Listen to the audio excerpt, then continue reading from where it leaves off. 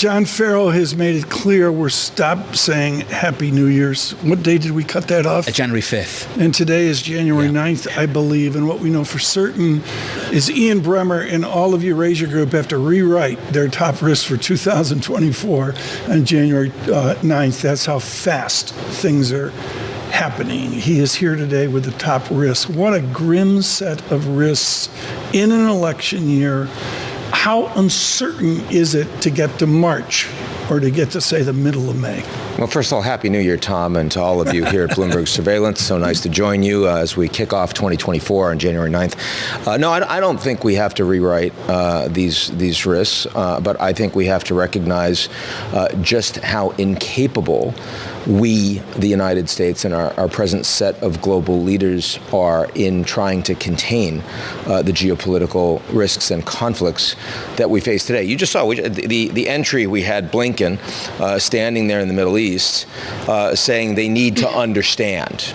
We need them to understand. The Houthis need to understand. They need to stop this. He could have easily said the Hamas needs to understand they have to let these hostages go. The Israeli War Cabinet needs to understand that they can't continue to expand the fighting in the region. The United States has zero ability to actually make those messages land with the actors on the ground who are escalating this conflict. Triangulate this right now with Fareed Zakaria's essay in Foreign Affairs magazine in his post-American world and the Bremmer post-American world. You say the U.S. is battling itself. That sounds a lot like Zakaria 20 years ago. Triangulate right now the lack of confidence you have in our U.S. geopolitical strategy.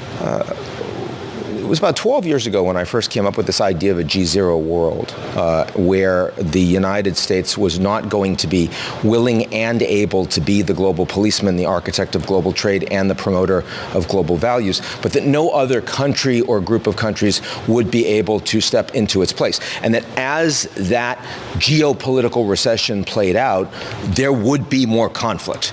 There would be more vacuums that would be filled by rogue actors who take advantage of the comparative chaos, of the lack of leadership. 12 years of that gets you much bigger and unmitigated fighting. We see that with Russia, Ukraine, started in 2014. Nobody really pushed back, and now we are here in 2024, and that war is turning trajectory in a way that none of us are comfortable with in the West. You see that in the Middle East, and that is set to expand significantly. And we see in the United States itself that we are increasingly a tribal, non-functional democracy in crisis. Very simple point. When you have the former Secretary of Defense under Trump saying this man is a threat to democracy, he was in charge of American national security under Trump. When you have the person who is running having tried to subvert a free and fair transfer of power, doing everything in his power to do so, in a functional democracy, that would be the number one issue of the election. Nothing else would be close. So is it that we're somehow getting our facts wrong? Or is it that the United States is not a consolidated functional democracy? Because there ain't no other advanced industrial democracies. No one else in the G7 is having the problems in legitimacy of its political institutions that the United States is experiencing in 2024. What do you think it is? Those are ours.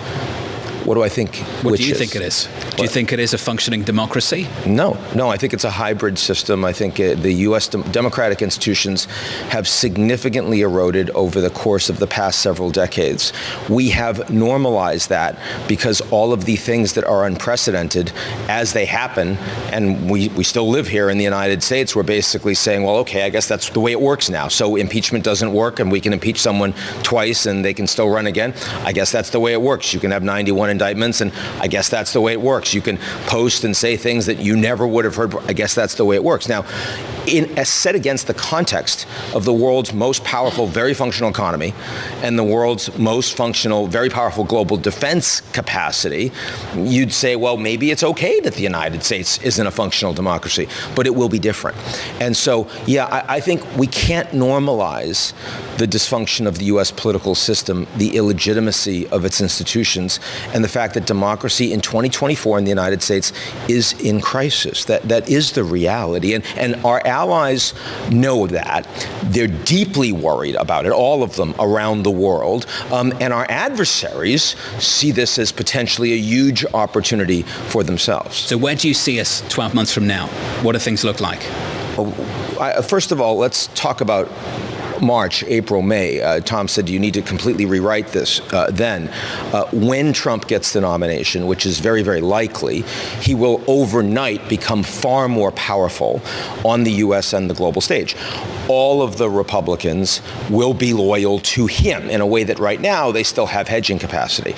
And the media that is following and supporting Trump, and the ability to raise money to drive that campaign. And that means his policy pronouncements, like there would never be a war against Israel if I was president because I showed the Iranians, I announced that assassination of Qasem Soleimani.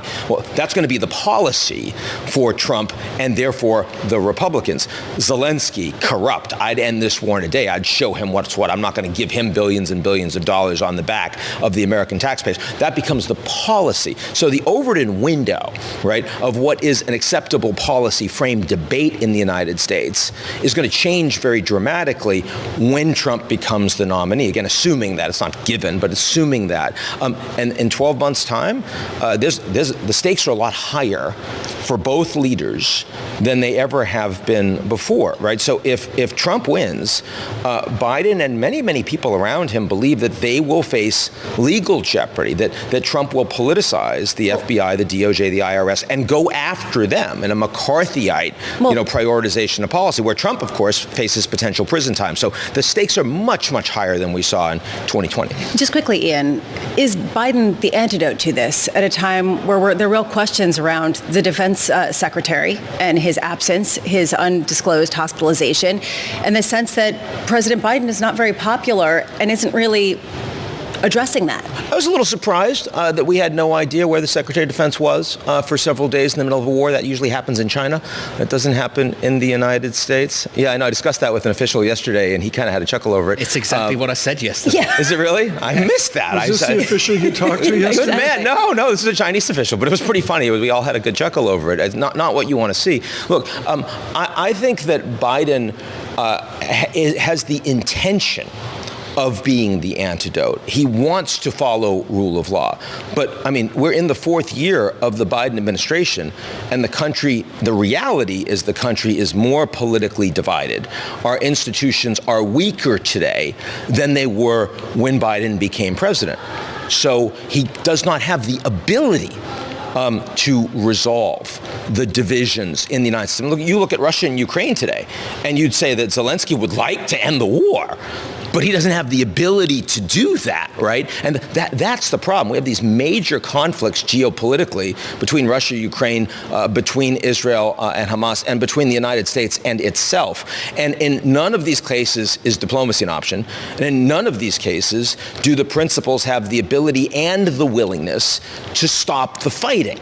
That's what 2024 is. That is, when I look ahead in 12 months' time, that's where we are. That's what G0 means. Always an interesting read. Thanks for joining us, sir. It's good to catch up. Ian Bremmer there of Eurasia Group. Happy New Year. TK, the biggest risk is the United States itself. Oh, you won't come back now. That's okay. I will. In February, I'm going to say Happy New Year. I'll make sure you Next week in Davos, I'll see you. Happy New Year. That's what I'm going to keep doing. I don't think you're with us in Davos. I'll make sure that's not the case. Okay, that's fair enough.